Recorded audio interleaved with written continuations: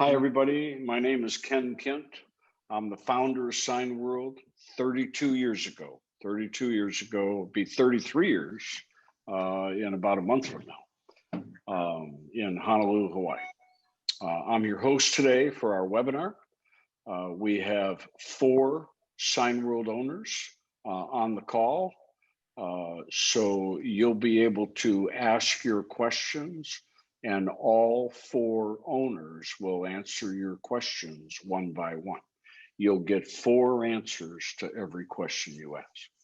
So whatever your greatest concern is, whatever your greatest challenge, whatever your greatest unknown is, turn that into a simple open-ended question and ask the owners, and they'll give you their perspective or their history and so forth. So before we start, I'm going to have each one of our owners introduce themselves and tell you a little bit about their business.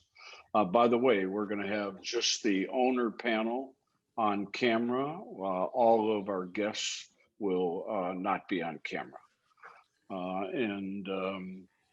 So Helen McKinstry, Helen, introduce yourself. Tell us a little bit about your business, where you are, what's going on.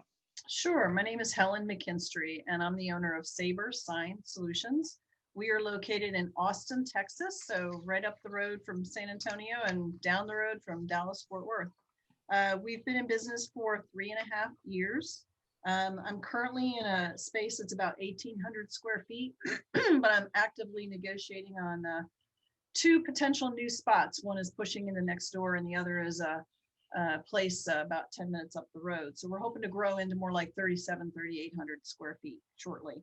I currently have 4 employees, and before I started this business 3.5 years ago, I was with IBM for 32 years. I was a software engineer and business consulting executive. And Helen, the year is almost over. What's your sales goal for this year? Sales for this year is going to be 425. 425,000.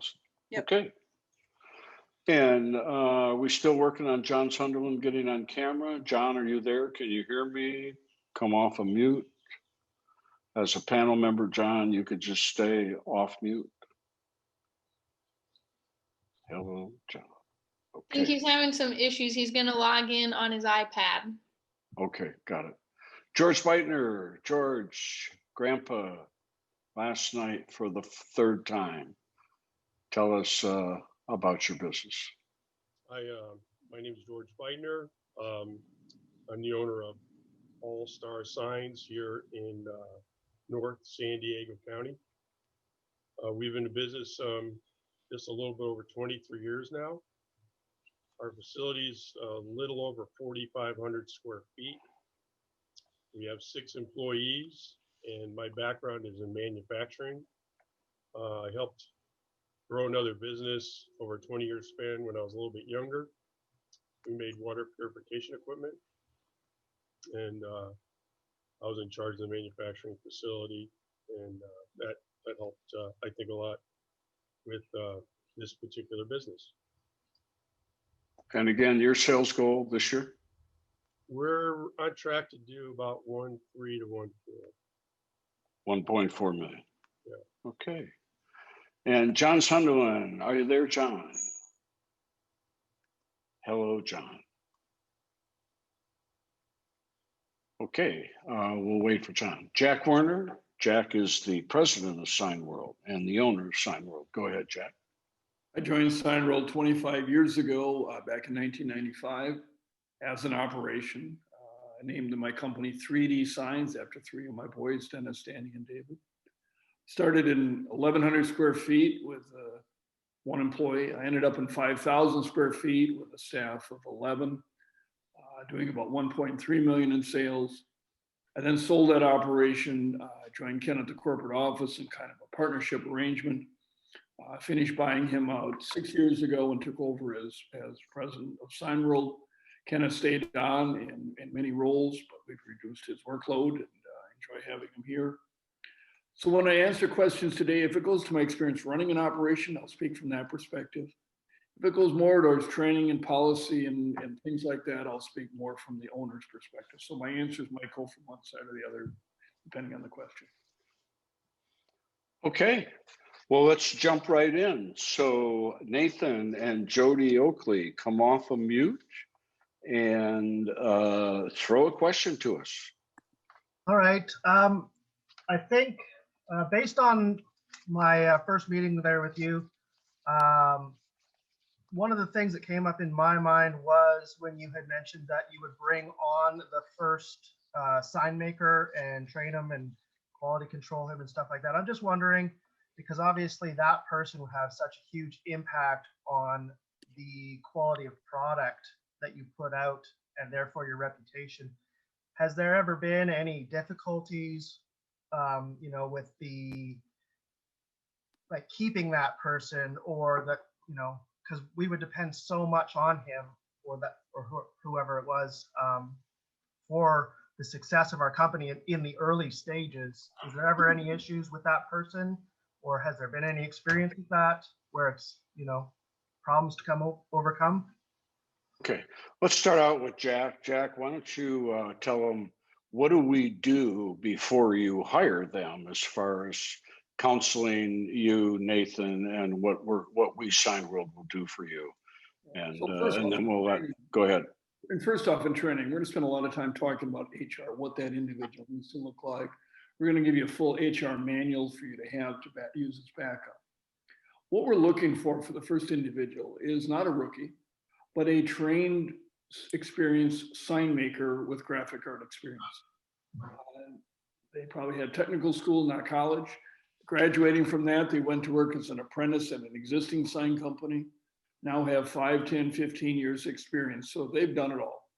They can design it, they can print it, they can assemble it, they can install it. They can take it from a logo on a business card and put it on the building, put it on the vehicle. We'll give you the ads to place and tell you where to place the ads. You'll do the preliminary interviews to make sure it's somebody that you can get along with. When you get to your finalist or two, our technical department will interview them to knowing the hardware and software. I personally will interview them for multitasking, quality control, project management. By that time, you've talked to many Signworld owners. You're going to like the styles, some of their HR values, and you're going to go to them and say, would you help me interview? You have more experience than I do. Then when you hire, before you hire, pay for a day or two's wages. Have them go work in an existing operation and see how they perform. So we're looking for a journeyman with 5, 10, 15 years experience. We're not looking for a rookie, but a lot of help and help you find the right ones. Okay. And once they're hired and brought aboard, they can go to all of our virtual training programs, no extra charge. Jack, would you outline what do we have going for in the area of technical / sign making on an ongoing basis? Not only have we established a number of YouTube videos that they can watch to understand the equipment better. Every several months, we put on a series of live events for them to attend to learn their trade better. At our annual convention, we've got a full schedule for staff to attend for them to learn their trade better. And then there's a forum that goes out every day about talking about projects, and they have access to that to learn how things can be done better. So lots of access for ongoing support to improve them on their skills. Okay, Helen McKinstry, do you still have your first employee? No, actually, we had him for the first, I think, 2.5 years. Okay, but how did the initial hiring and onboarding go for you? It actually went really well. So I did a lot of the initial screening interviews. And then once I was getting close, Signworld was tremendously helpful by interviewing my top candidate and giving me great feedback on how they thought he would fit. And I brought him on board and it worked out really well. George Beitner, if you can remember, how many years ago? 20 what? 23. 23 years ago. What was that first employee like? How did the onboarding go? How long did they stay with you? Well, it wasn't like it is today, I don't think, because it sounds like you guys do a lot more for the newer owners, but it was critical to have someone who had some prior sign making understanding, and we were able to secure an individual from back east who was moving out here to the San Diego area, and he had 10 years experience, and that was a big help to us. So I think that's very important. Okay. John Sunderland, or John, are you with us? He's on the phone with us, and he should be able to talk now. Can you hear me? Yes. I can hear you, John. Go ahead. Oh. John, the question is your first employee. Well, John, why don't you go ahead and introduce yourself and tell everybody where you are and a little bit about your business. Sure. I'm John Sunderland. My business is Signature Signs and Graphics. I'm in the St. Louis, Missouri metropolitan area. I've been in business now for 15 plus years. My facility is just over or right at 5,000 square feet. I've got a total of 5 employees, and prior to joining Signworld, I was in the banking industry for almost 30 years and worked for Bank of America and predecessor companies. And John, the year is almost over. What is your sales goal for the total year this year? We're looking at 900,000. Okay, got it. All right, John, how would you answer the question, the onboarding of your first employee, and how well did that go? Boy, that's a long time ago, but I, from what I remember, it went well. My first employee was with me for about a year. Really had hoped that he would have been with us longer, but it just didn't work out. He wanted to pursue other interests.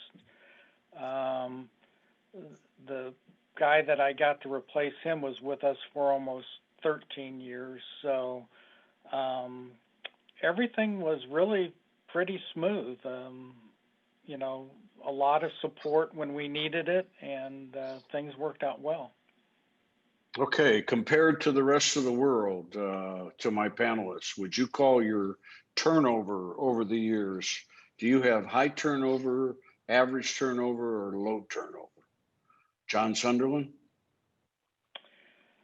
Prior to 2 years ago, I would say low.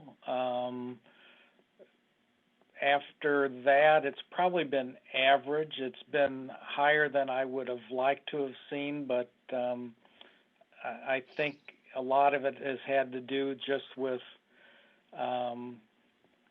the situation with the economy, people being employed who want to be employed, a lot of people trying to steal good people, and you know that's kind of the situation that we've been in. George Beitner, 23 years. Do you have low turnover, average turnover, or high turnover?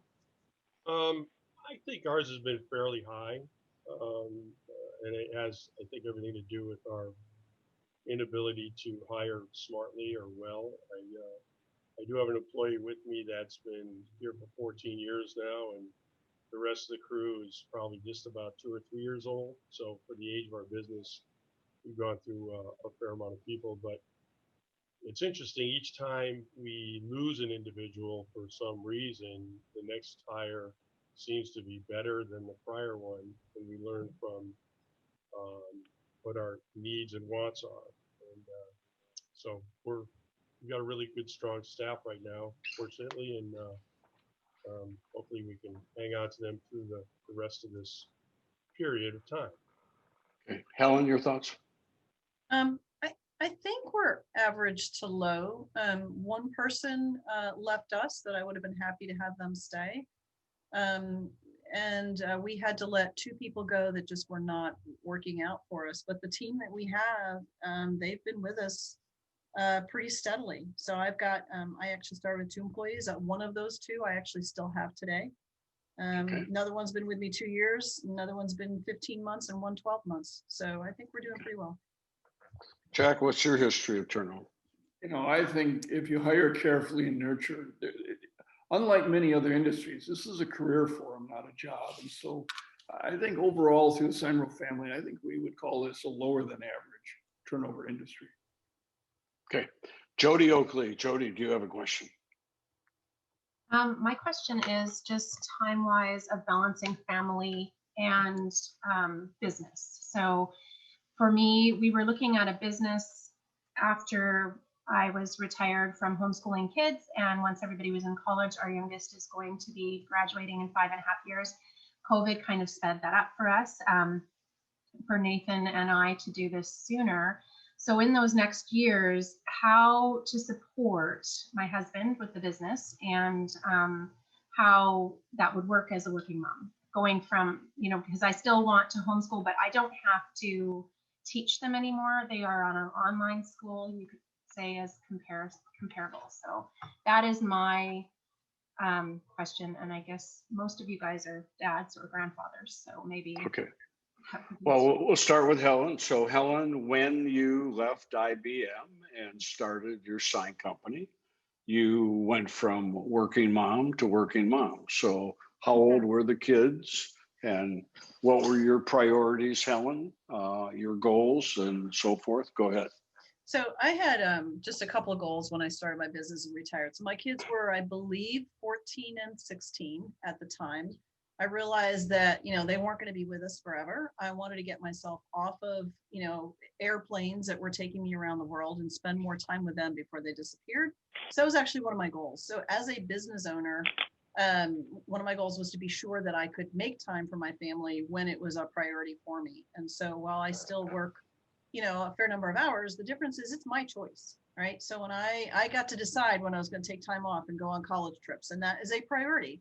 I got to decide, you know, when we helped our kids move in the middle of COVID, which was interesting, and that was a priority. And the other point that I would make is because work-life balance or balancing a family was a goal, I also made it a priority to get systems in place in my business sooner rather than later, such that when I do step away, my employees know how things run, right? It's only if something dramatic happens that I get a phone call. They know how the workflow goes. And so you want to make it a priority to set up your business so that your employees know how things run and are not dependent on having you there every hour. I am here most of the time, but when I'm not, they know how to get things done. George Beitner, 23 years. So when you started, your kids were little. Today, they're now providing you with grandchildren. But in general, George, did you ever miss your kids' events or were you always there for the kids? It was, just as Helen mentioned, for me, more selfish. I wanted to have a business that I could work normal business hours. I could leave when I wanted to and coach the kids in baseball and see my daughter at the high school football games, cheerleading. And I can't believe how quickly it's all gone by. But as she had mentioned too, setting up systems that this place can run without me here or answering questions on a regular basis. And that this business allows you to do that. And I've been able to take, I think, pretty much full advantage of it. And now I get to play with the grandkids a little bit more too. Okay. And John Sunderland, tell us about the kids. When I opened my business, I had one that had just graduated college, one that was going into college, and one that was finishing high school. You know, it was important for me to be able to still, you know, have the quality family time that I wanted. And actually, you know, I've probably been able to do that more so now than I was when I was in the corporate world. I've made sure that we've always taken vacations. We've spent the time we've wanted to spend outside of the shop. You know, with a cell phone and a computer, you're never that far away, so you can always be in touch if you need to be in touch. And now I've got, 7 grandkids, and I bring them in to work with me occasionally. Okay. And Jack Werner, when you started out? You know, I was on Little League field at 3 o'clock in the afternoon, 4 days a week, managing boys teams. That was one of my things. Because you're not chained to the desk, you're out with customers. As long as you're ahead of your customers and employees, they just thought I was out seeing other customers. So you can have a work-life balance. I too, my kids were little. I brought them to work. They had their chores to do, et cetera, et cetera. Okay, Martin Danker, come off of mute. Hi everyone, here Martin and Claudia Danker. The question I have is, I have watched some of the videos that you have posted in your YouTube channel. Thank you so much, very educational. In those videos you mentioned, the owners mentioned that the website is a critical component for the business. The question I have is, how many of the top 10 accounts you have came from the website? Good question. Helen, how many of your top 10 customers came to you originally from your website, from the internet? Probably 90% of them came from And- digital marketing and the internet. And what percent of all your business today comes from your website internet?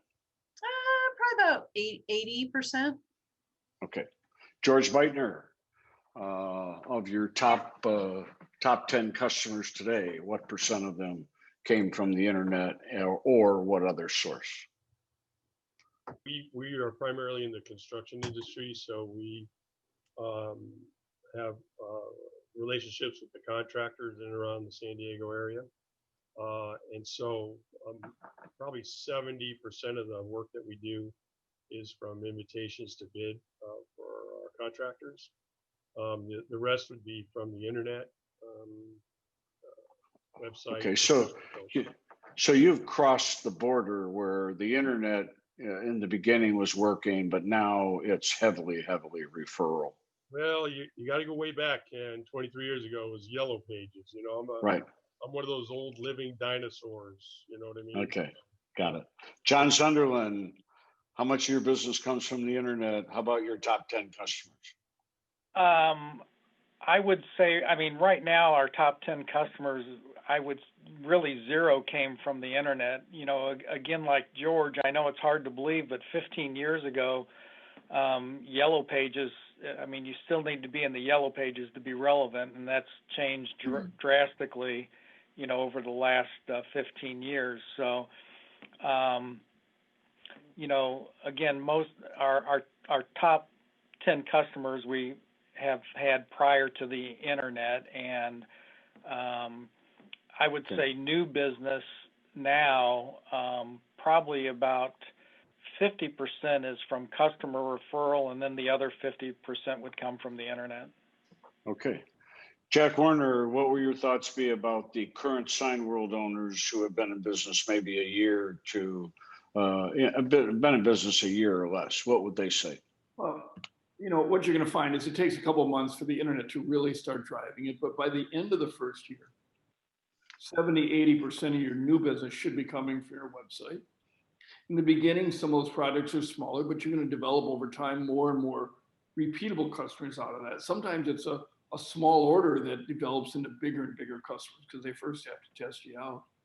And then over a couple of years, more and more percent of your business becomes that repeatable customer. So it's maturing in the business. Okay. Martin, you said that Claudia was there with you. Claudia, do you have a question? I have a question, but it's more about like personal feeling question, no more, not like operation question. So I will want to know if you guys were in the same situation that you were several years ago. Do you try to invest again in this business, or do you have some regrets? Oh, so the question is, would you do it over again? Yeah. Sure. Is that the question? All right. Helen, 3.5 years in business. Would you do it over again? Yes, I would. George Beitner, 23 years in business. Would you do it over again? Absolutely, and I wish I started sooner. John Sunderland, 15 years in business. Would you do it over again? Yes, absolutely. And like George, I wish I would have done it sooner. Okay. And Jack Werner, having to put up with me for 25 years. Would you do it over again? Believe it or not, still best decision I ever made in life. All right. And Sheree, you've been with us how many years, Sheree? Almost 3. Would you do it over again? Yes, and like George and John, I would have done it 10 years ago. Great. 25 Oh. years ago when I was 3. All right. Brian Castleton. Brian, come off of mute. Go ahead, Brian. Hi, thanks. One of the questions I had as I looked over the materials that you sent, and they were very informative, is how I know in the marketplace that I live in, and I heard that some of you focus in different areas, have different relationships. Is how do you choose to in what area to focus? Because I saw that you have the ability to do everything from signs that are literally built into nice office buildings, the glass logos, which I've seen done, and those are very impactful and powerful, and I can imagine a bit more expensive, to the a lot of signage now everywhere about COVID and kind of pop up quick need to have type stuff. How do you focus? And I would imagine that a lot of that takes varying degrees of skill and capability. I'm just curious how you decide where to focus and how that works. Helen, 3.5 years in business. Would you call yourself a generalist and take almost any project on? Are you starting to focus on certain types of signage? I'm still primarily a generalist. What we have found is we've weeded out a few areas that we deliberately have chosen not to focus on. And we don't take those jobs. And there are a few customer types that we like to proactively go after. But beyond that, I'm still primarily a generalist. Okay, George Beitner, 23 years. You mentioned that you're primarily in the construction industry. At what point in the 23 years did you go from a generalist to more focused? Very early on, we started to focus more on the construction industry, and we do also a lot of other types of signs, but we understand that there's more money in the corporate side than there is on the private side, and we tend to focus on corporate accounts as well. Why do you like the construction industry? Why is it working well for you? What's good about it? It's a little bit of a niche. I think that contractors and construction companies are always working hard at building new buildings or remodeling, and along with that, they need all kinds of signage that goes along with that. And the size of the projects themselves warrant a strong enough profit margin, and it reduces the amount of marketing and networking you might need to do because of the sales level on a particular job. Along with that, there's a lot of ancillary items that come with it: the site signs, the safety signs, the vehicle graphics. The contractors are pretty proud of what they do and where they do it. We want to plaster everything with banners, so there's a lot of okay. So bigger projects, bigger profits, fewer customers. John Sunderland, 15 years in business. Are you a generalist today? Are you focused on specific types of signs? I would say we're pretty much a generalist. We kind of like the variety, and we pretty much will do anything we can as long as we can figure out how to make money at it. And we do tend to, probably a majority of our business is on the electrical side: channel letters, cabinet signs, pole signs, light boxes, and installation work. Okay. Jack Warner, were you a generalist all along for 10 years? Did you switch at any point in time on certain focus? Our model is that because you're capable of producing virtually anything, in the beginning, your target customer is a customer that has money. But then after you've done some projects, taken care of some customers, you're going to start to realize you like some better than others. You can start to focus your marketing towards some niches. You'll still always probably be the generalist because you don't want to turn something away that leads to something else, but you'll find your niches. My niche ended up being restaurant chains and retail chains. So your niche can either be by the type of customer or by the type of project. And let it develop over for a couple of years, and that way you're long-term happier. When I had my business, my largest customer was the Bank of Hawaii. So I just did anything they wanted to have done, and I just learned along the way. But in the end, I did everything. I did outdoor signs, indoor signs, signs high up in the air, signs down in the basements, branch signs, headquarters signs, everything. So I let the customer drive me. Okay, Scott, come off mute, Scott. Go ahead. All right. Well, now that we've already established that everyone would do it again if they had the opportunity to go back, I was curious if you could share some words of wisdom. If you think back to the startup phase, what are some lessons learned? What are some things you may have done differently? Okay, so Helen, what one thing would you do differently having been through the startup? Simplifying our sales process. For a while, we were making it much more complicated than it needed to be from a pricing perspective. That slowed down us getting estimates and quotes out to customers, and that's not what you want to be doing. You want to be very responsive and getting quotes out to customers as quickly as you can. So we would have simplified that faster. George Beitner, what would you do differently 23 years later? Very early on, I did the sales. I came back, helped build the signs, helped design them, and it was a cycle that I was stuck in. I found that I needed to work on the business as opposed to working in it. So that's what I would have changed. John Sunderland, what would you do differently? I agree with what George said. I think I kind of fell into that same trap originally too. Probably trying to do a little bit of everything and too much rather than focusing on the business. I was in the business too much. Jack Warner? One of the things that I teach in training is the power of who already believes in you. While we're always interested in getting that new internet lead, that's a stranger you're having to build a relationship with. So if you already have existing customers, it's who do they know that they can introduce you, because that leverage relationship is much more powerful than a stranger relationship. Okay. Matt Anderson. Matt, come on from you. Hello, go ahead, Matt. Ken, my question is going to kind of be a corollary to what we asked just a few questions ago. Was what do you find that one type of sign provides a better margin than others? Okay, let's go backwards. George Beitner, 23 years. What types of signs make you the most money, best margin, most profit? I think for us, the ADA Braille tactile type sign makes us the most amount of money. John Sunderland? I would say the electrical signage is probably the biggest piece for us right now. Helen? I would say custom lobby signs. Much better profit margin there for us. Jack?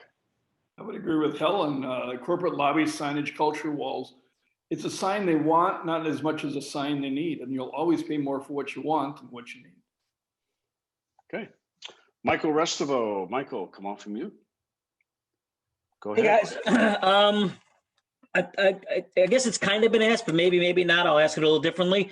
When you got started in your business, obviously you go through your training, but you start from scratch. What, if you remember, what was your biggest challenge in getting your business up and running? Okay, Helen, what was your biggest challenge in the beginning? I would say it's easy to be intimidated by what you think you don't know. And my biggest piece of advice is do not let that get in your way. Be afraid to ask the dumb questions of the other Signworld owners. Don't be afraid to just jump right in the deep end of the pool. You got a great support structure around you. Don't let the fear of the unknown slow you down. You've got a great structure, and that can slow you down, but it shouldn't, and it does not need to at all. Okay, George, what was your greatest fear in the beginning? Greatest challenge? I guess establishing some some type of customer base and creating that sales level that we wanted to achieve. But the other was, the fear of the unknown. We didn't know anything about any of this, and it's you're almost drinking through the fire hose. It's very stimulating. So you learn a lot about materials and processes, and so it's your tree to grow, I think, and it just takes time and determination to make it happen. John Sunderland, your thought? I think it was, the fact that I didn't initially feel like I knew enough or that I was an expert like I should be or whatever. But I think, like Helen said, the great thing is you have this vast resource in Signworld that's there to support you, whether it be the other owners or from the corporate side. And, that helps immensely. And I relied on that a great deal, and it certainly made me feel more confident. Okay, Jack? Before I answer the question, I'm going to introduce a couple of slideshows that are going to go on in the background. There's no audio to them. We're going to continue the questions while they go on. The first slideshow just shows some of the facilities inside and out, so you can see what operations look like. The second slideshow has 3 parts to it. One is showing you what you're able to make with the additional equipment. Second part of it showing you what you're going to need to outsource, things you're still going to be able to sell without having the equipment. And the third part of that slideshow is showing you projects you wouldn't even think of as a sign. And then the third slideshow is just showing you some of the wall of fame. Because while you're going to start off with simpler projects, as your business develops, you're going to go on to bigger and bigger and more complicated projects. I think the part of the reason why you're joining an organization, whether it's a franchise or Signworld, and not just going out on your own, starting your own business, is we're not perfect at everything. We have strengths, but we have weaknesses. So if you haven't had sales experience before, it's leaning on others that have more of that to understand how to do that. If you haven't managed the finances of a business, it's learning from the former CFOs and CPAs. If it's hiring people, it's having help with HR. So it's shoring up those weaknesses and realizing that you've got a team behind you to help you with that. Okay, to my panel, we have to have shorter answers. We're 40 minutes in. We've only had 6 guests ask questions. We have 7 more guests to go. So please, shorter answers. For those of our guests who have already had a chance to ask a question, if you have more questions, you might want to put them into the chat box at the bottom of your screen, the chat box. Okay, up next is Sergio. Sergio, come off of mute. Go ahead. All right. Good afternoon, everybody. Sorry about the technical difficulty there at the beginning. Question to the panel.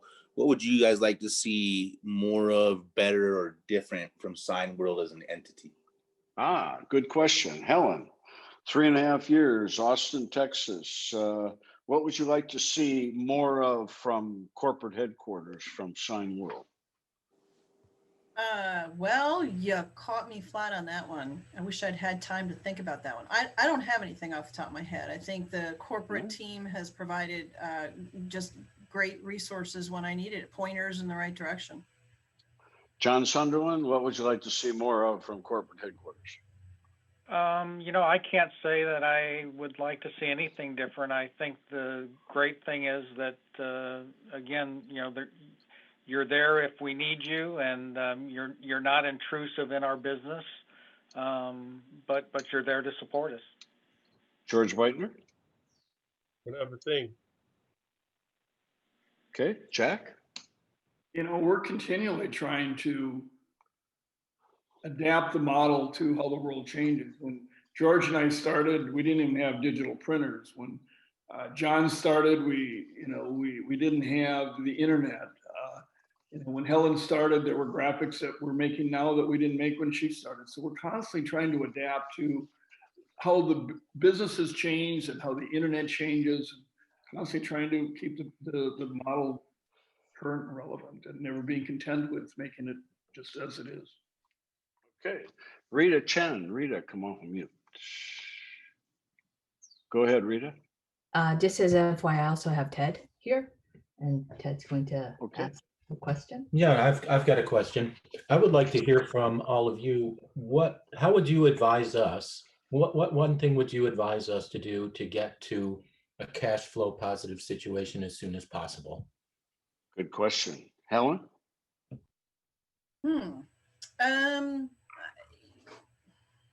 Be smart with your purchases.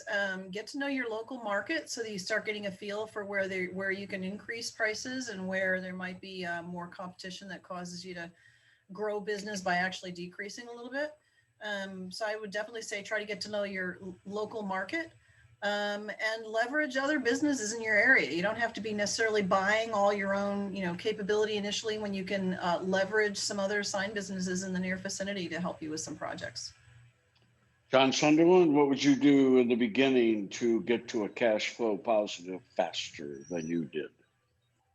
I think it's focusing on who you know, the resources that you have, people that you've worked with in the past, friends, family, acquaintances, and prioritize anybody that you can think of that may have signage needs and go after those people. George Beitner, what would you have done to get to cash flow faster? The same, establish relationships and your as we heard at the last convention, your net worth is your network. So you want to grow that. Right. Your net worth is your network. Great. Jack Warner, what would you have done? One is to get that website up and running as early as possible, and two is stay with the plan. There's so much training in the Signworld system with the sales marketing program that the owners that stick with that and follow what we're trying to teach tend to have success better than the guy that's out there trying to do it willy-nilly and hoping that their new version of it works. Stick with the plan. Ted, my answer would be the minute you sign the Signworld contract, start selling signs right away. The minute you sign the contract. Rita, do you have a question, Rita? Hello, Rita. Come off of mute. Go ahead. Sorry, yeah, I was on mute.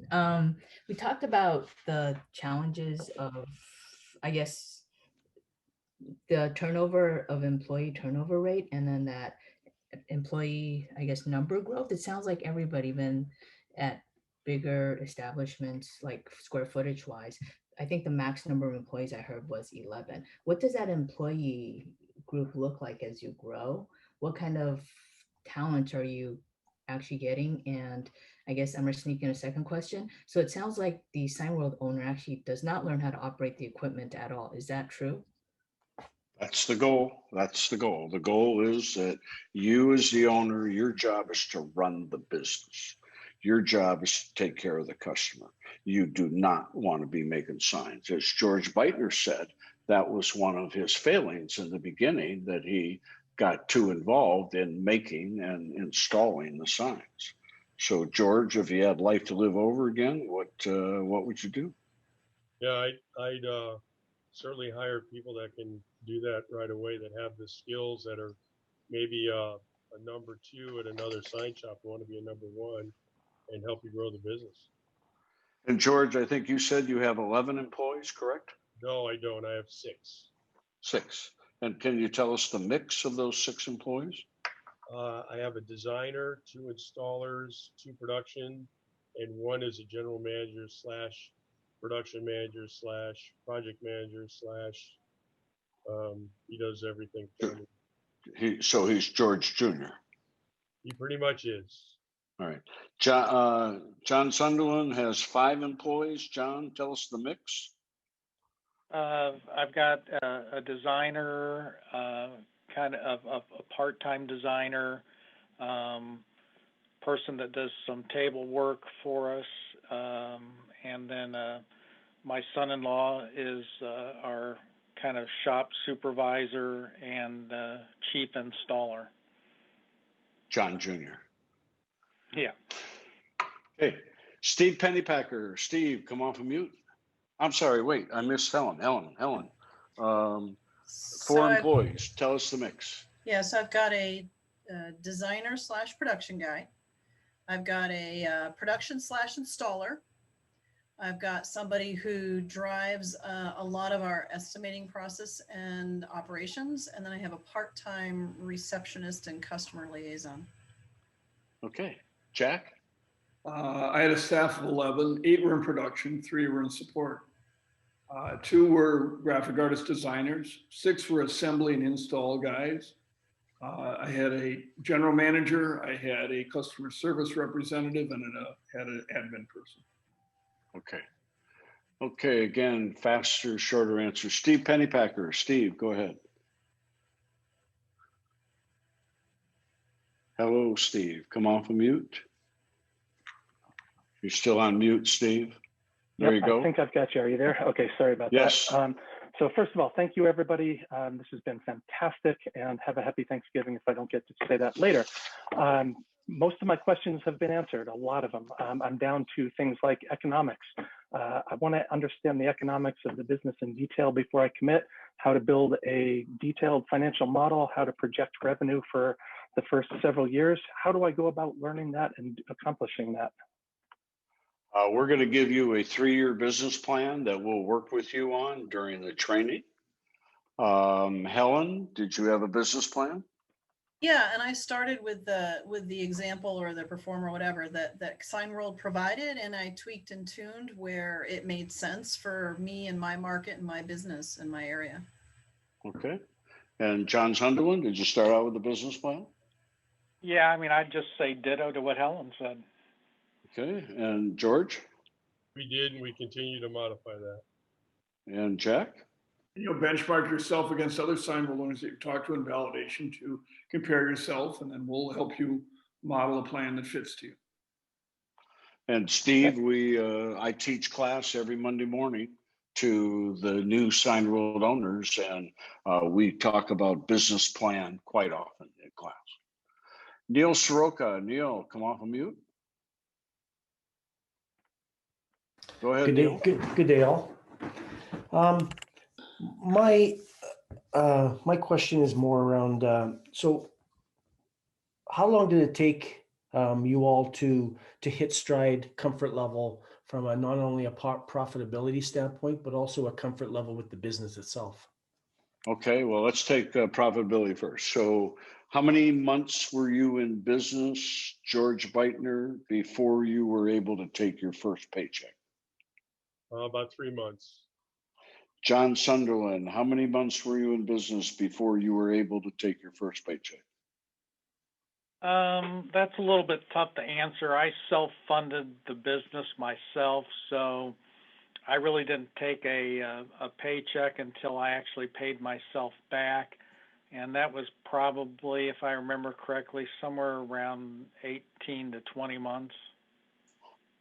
Okay, so during the first 18 to 20 months, you were paying yourself back your investment. Right. Okay, so in the first 18 months, then your total investment at that time, 15 years ago, was around $180,000. Yeah, something like that, I believe. So in the first 18 months, you paid yourself $180,000. Yeah, it was somewhere between 18 and 20 months. Okay, got it. Helen McKinstry, how many months have you been in business before you took your first paycheck? So I'm going to answer the question a little differently, which is how many months before I was cash on cash positive, and that was month 13. But I also did something a little different from the model, and I had 2 employees from day one. I did that for a very set of specific, deliberate, personal reasons, and so 13 months was cash on cash positive. Okay, and Jack Warner. I was cash positive month 1, took my first paycheck paid at month 6. I had paid back my investment probably in 18 months. And Neil, I forgot, come off of mute again. Neil, what was the other part of the question? It was more to do with the, I guess, the operational side of, like, at what point, I guess, were you comfortable? The timeline, did you feel comfortable with the business that you felt they? Yeah. Okay, the answer, Neil, the short answer is never. You're never comfortable because every sign is different, every project is different. You're always growing and learning. George Beitner, 23 years. How long before you felt comfortable?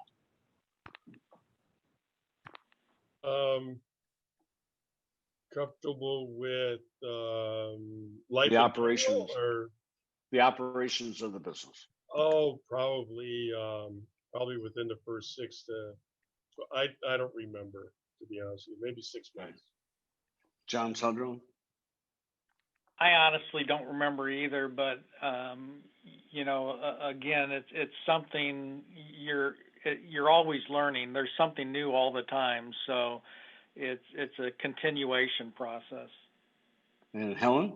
Yeah, it's not a light switch. So I would say probably sometime within the first 6 months, we started getting more comfortable, but you're always learning. There's always a new and challenging and different project. And that's part of what makes it fun. Jack? I agree with Helen that while it's a challenge to learn it all, you're still learning. We're all still learning. There's a lot of businesses out there that are so repetitive and boring that they drive you nuts. Okay. Mike O'Neill. Mike, come off of mute. Hello, Mike. Mike, Yes. Go ahead, Mike. Hi. Yeah, I guess my question would be more towards, Helen, who's been in business for 3.5 years. Mike, we're losing you. You're far away from the microphone. Can you hear me? Yes. Okay.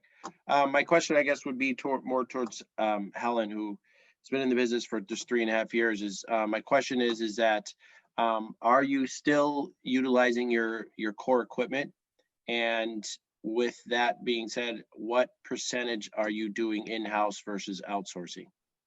Okay, Helen, what percent of your business do you manufacture in-house? We probably do. It's probably about 50-50. 50 in-house, Okay. 50 we outsource. And yes, I'm still using my original package with a few additional pieces. John Sunderland, what percent of your business do you manufacture in-house and what percent do you sub out? And do you still have any of your original equipment left? I don't have any of my original equipment left, and we probably do about 70-75% in-house. Okay. George Beitner, what percent in-house, what percent subcontracted? We're pretty close to about a 60-40. 60 in-house, 40% outside. All right, and Jack Warner? I started off in the normal 75-25, grew to probably about a 50-50 split, brought in some equipment. In the end, it was about 90% in-house and 10% subcontracted. Okay. Kevin, come off of mute. Kevin, Go ahead, Kevin. Kevin typed his question in. Kevin says, can the panelists share how close was their experience in real life versus their business plan? Okay, Kevin, is that what you want your question to be? That's it. Okay. Okay, so what we teach is that the business plan is an ongoing living document where you constantly are updating it.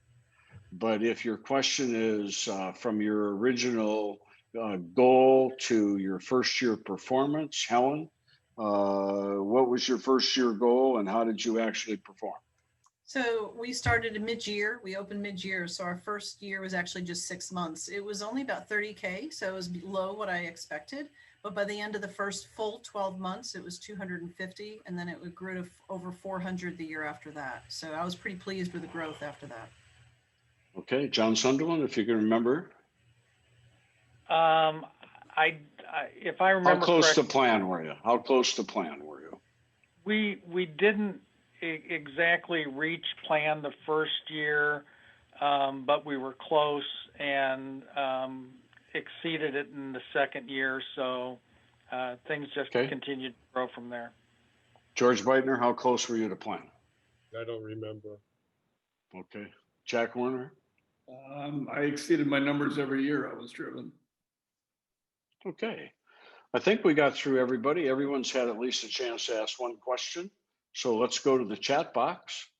From Matt Anderson, what was the most unexpected part of being a Signworld owner? Helen, the most unexpected part? Probably just how much the power of your network is not only your customers, which of course are where your bread and butter come from, but also, you know, a good, strong ecosystem of vendors, suppliers, other sign companies in the area, fabricators.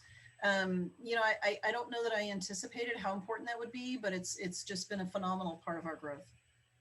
John Sunderland, what was the most unexpected part of being a Signworld owner?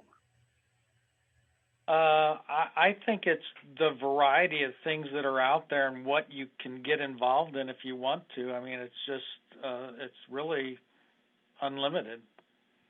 George Beitner, most unexpected part. I had answered that already with the amount of support you get from the other Signworld owners. Jack?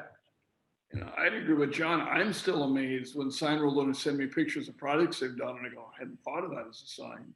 It's endless. Okay. We have a type in from Manny who had to leave, but I'll kind of rephrase his question. We in the sign business, we are an essential service. Almost all of our 354 locations have been open all year long throughout the virus. Some may have been ordered to shut down, but that was for usually a very brief period, or they had some personal reasons, but the majority of our owners have been open throughout all of this.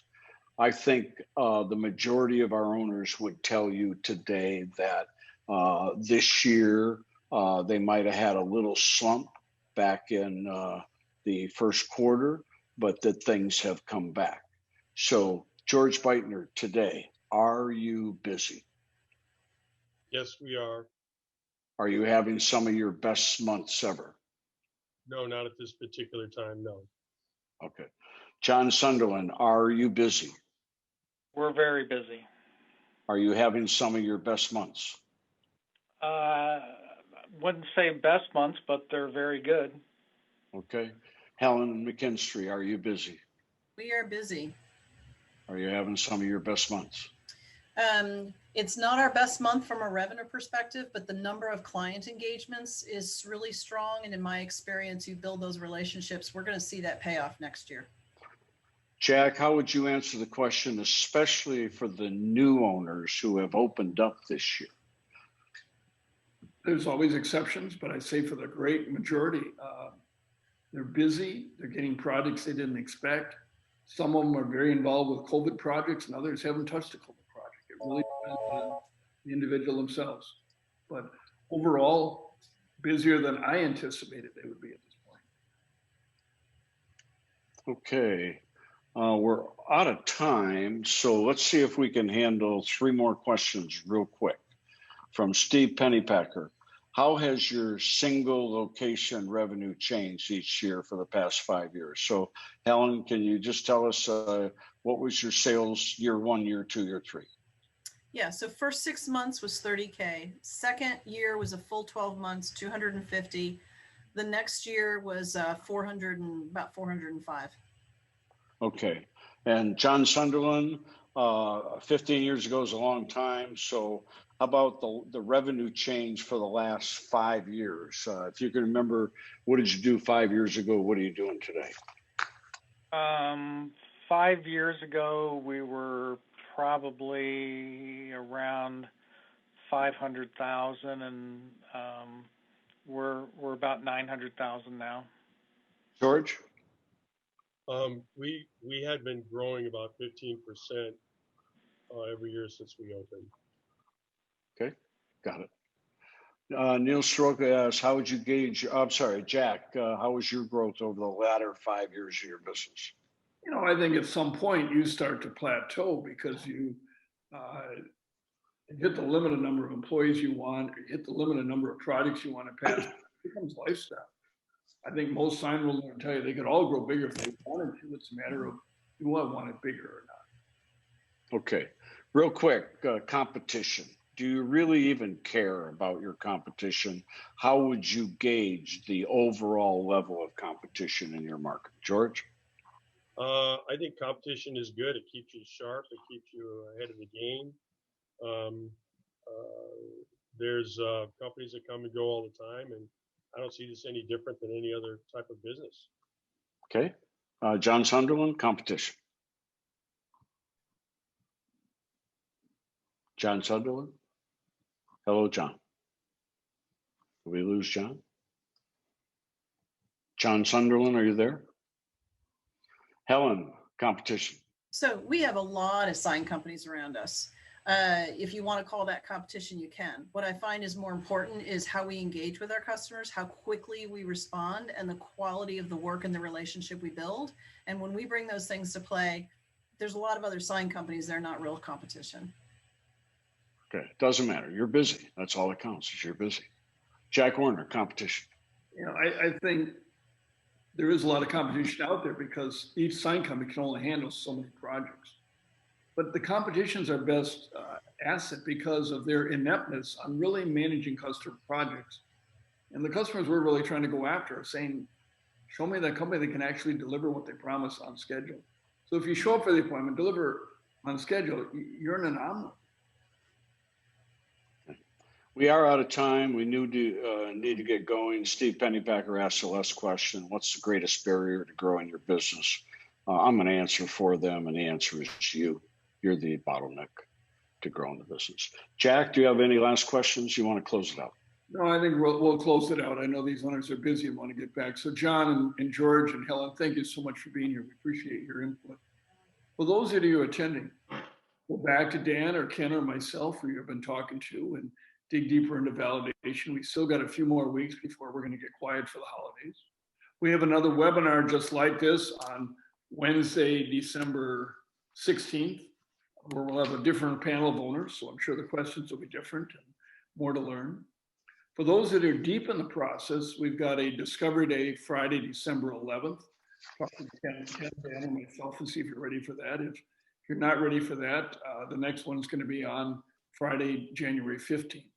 So we're here to help you. I hope you've learned today, and it's a big process in trying to figure out if Signworld's the right fit or you need to go another direction. So anything we can do to help you with that, we're here to help you. Have a great day, everybody. Thanks. Thanks, everybody, for joining us. Bye-bye.